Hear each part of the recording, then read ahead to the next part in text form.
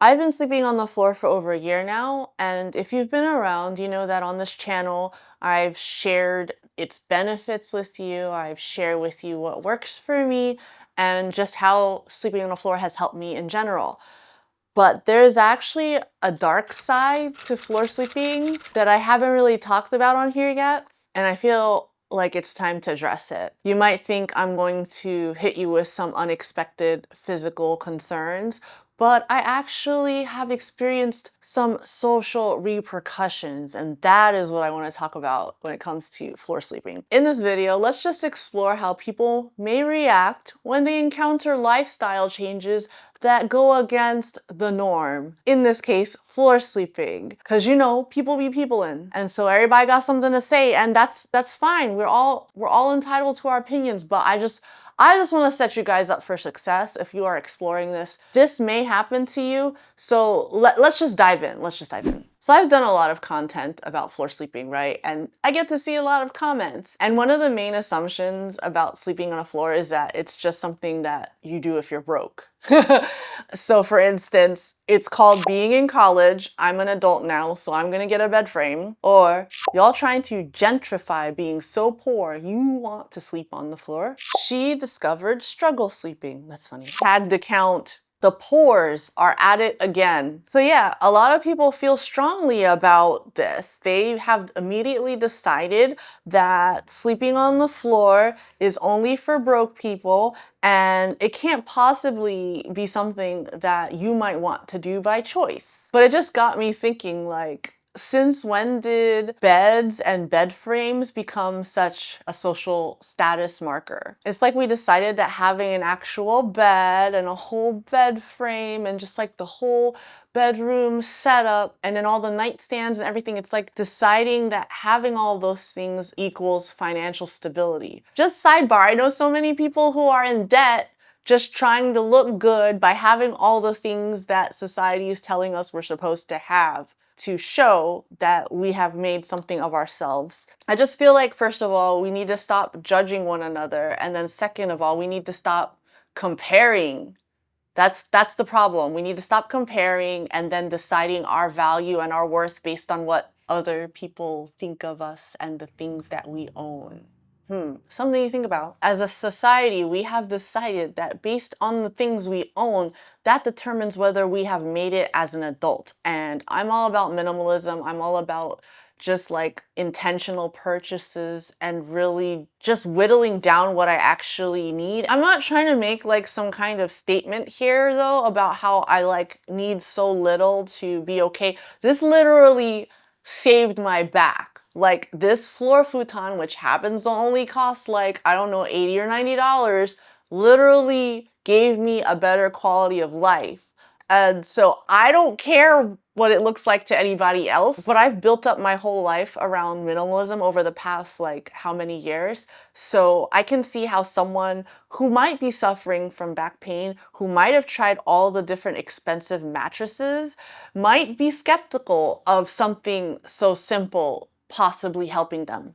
And I'm not saying that it can help everyone, but if you've tried everything else, you can't knock it, man. You can't knock it till you try it. Like it doesn't matter what anyone else thinks. That's all I'm saying. It's unfortunate that these expensive mattresses are not helping everyone in the way that they claim they can. That's what I'm saying. So there's a lot of people broke because of the expensive mattresses. That's all I'm saying. That's all I'm saying, guys. To me, this is just, I wanted to experiment what could possibly work for my situation, and it happens to be that I don't need a bed frame anymore and I can sleep on the floor, and that is better for my back and I wake up happy. So take that, societal norms. At the end of the day, if sleeping on the floor feels good for your back and just allows you to be more sprightly and you want to do it, you don't have to justify that to anybody, guys. Now, let's talk about what all this has to do with age, because I get so many like wiser people that comment and they have so much wisdom to share with me about why this would not work for anyone their age, or basically anyone over age 40, okay? So let's look at these comments though, because it's funny. It's so funny. That's so cute and is clearly aimed at people under the age of 35 heart.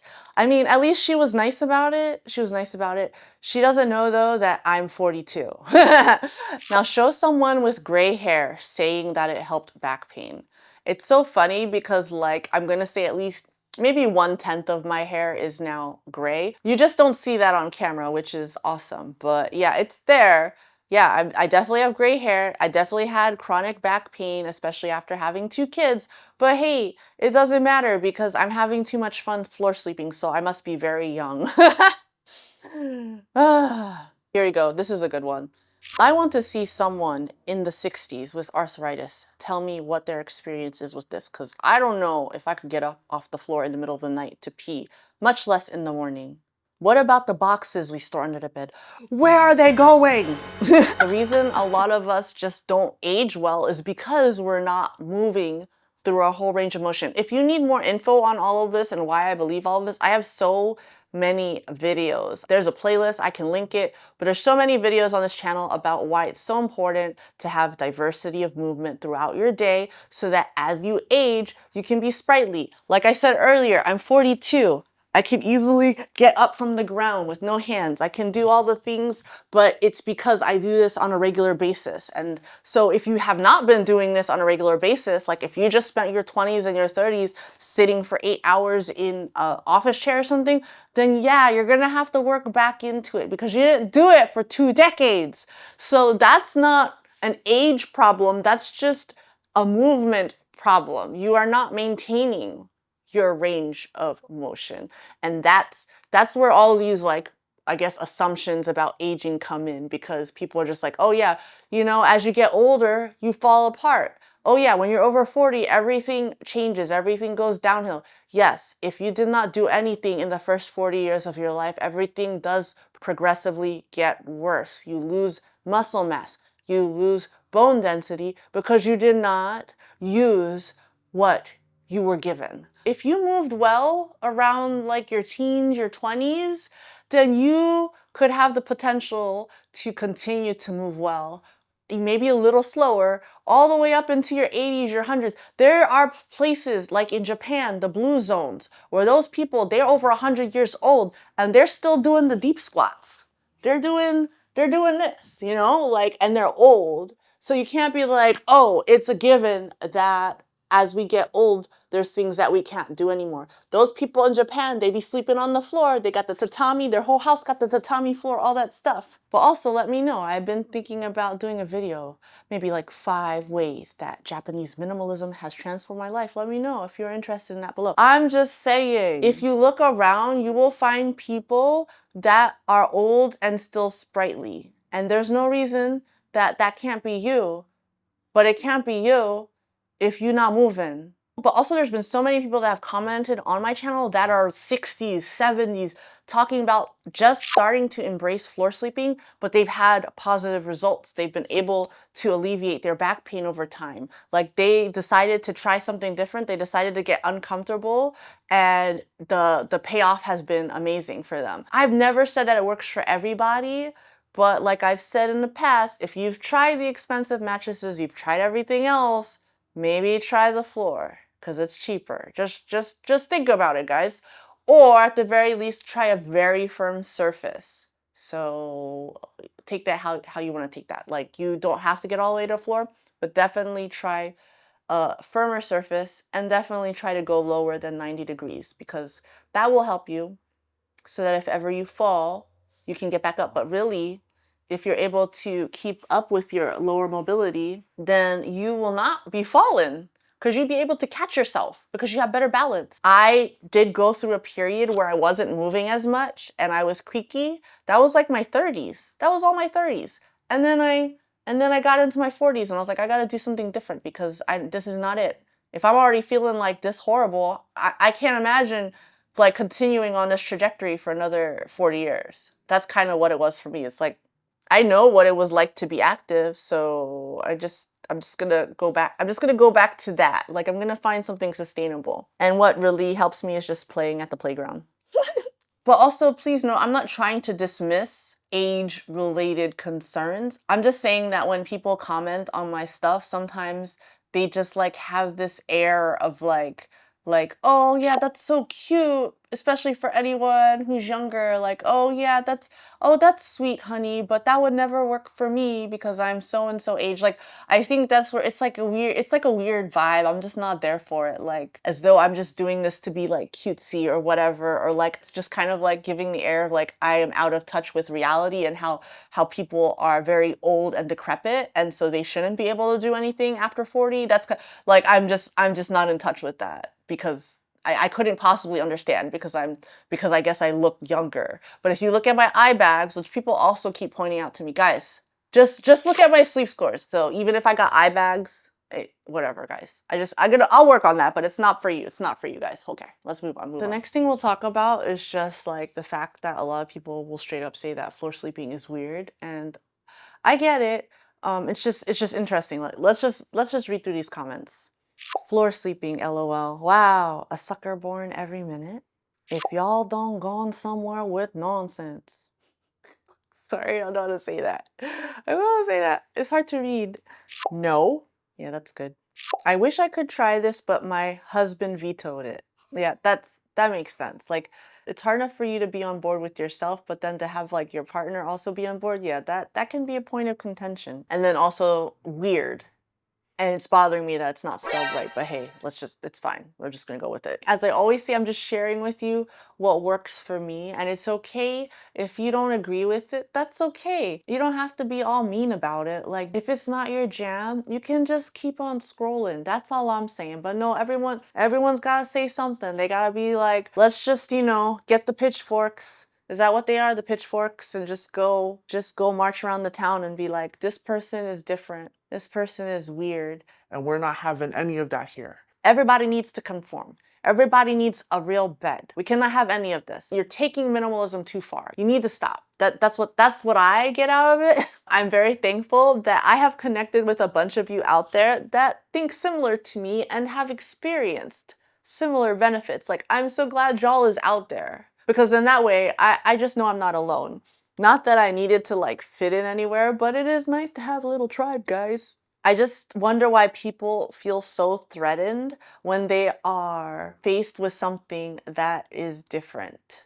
Like, is it really that threatening? Or does it like more so just threaten what you perceive to be acceptable, and because it's different than what you perceive as accessible? Does it make you question your own values and your own way of doing things? Like, guys, I just want to know why we feel the need to decide what is considered good adult behavior and what is not. Like, why do we have to decide that certain things are weird and other things are not weird? I've just always been weird. And like at first, I was like, this sucks being weird and being like different than everyone else. But now I'm like embracing it. And I think part of the reason I embrace it now is because I have this public platform and I post on it, and there's people out there that are also weird. But if we're all weird, are we really weird? I think it's just, you just need to find people that you jive with. And then in that little circle of people, then you're all normal and you have each other. And that's what I appreciate about you guys out there. What is all of this to say? I guess that being labeled weird is just code for you are doing something that is making me uncomfortable, as it is not something I would do. Yeah, something like that. I don't know. I started this whole thing for myself, this whole floor sleeping thing, as a health experiment where I was seeing if this could improve my back pain, if this could help me to sleep better. That's what all of this is. So it started like that. But all this time, I didn't know I was also conducting a social experiment. Even in just being here, creating content, doing all this for you guys, like, I've learned a lot about people, and I've learned a lot about myself. There's definitely a dark side to it. I think though that I have done enough inner work that I'm okay with all the negative comments. Like, people are very mean, but I realize that it is just a reflection of their own insecurities and like how they live their life and how they feel and what their feelings around like financial stability are, their feelings about how aging should go and like what's appropriate. Like that's all on them. The way that they comment on my page is just a reflection of all of their preconceived notions and all that goodness. What's just been so interesting to me with this whole thing is how quick some people are to just say no, to just dismiss it. Just like they may dismiss certain business opportunities, certain other things that are just a bit out of their comfort zone. It just shows that in general, society is all about comfort. And the only way that people really change is if the pain of their, comfort is like so bothersome to them that they are willing to then become uncomfortable if it means there's a chance that life could get better, their health could get better, their finances could get better. And that's how I was for a while. Like, even with my finances, it's like I was in a lot of debt, but it wasn't uncomfortable enough to make me want to do anything about it. It's just like, oh, well, this is what everybody does. This is how everyone spends the money that they don't have. Like it kind of just goes with everything. Anything that I try, I'm just used to being the oddball. I'm used to being the weird one. And it's fine because what matters is that I feel better as a result of making that choice in my life when it comes to like homeschooling, when it comes to like what I normally eat, my barefoot shoes. Everyone thinks they look weird, but I am so comfortable when I am walking. Like I don't have any foot pain. I can stand. I could do whatever I need to do. And I don't care about aesthetics. I care about function. I care about feeling good. Having that good foundation just reflects to my whole body. And so I don't care. When you want to do something that can potentially change your life for the better, most people are not doing that. Most people are not doing that. They're just getting by. Most of us are just surviving. And that's how I was for the longest time. I just know that I decided to take a different path than what most people around me were doing. And it was uncomfortable, but it has paid off like tenfold.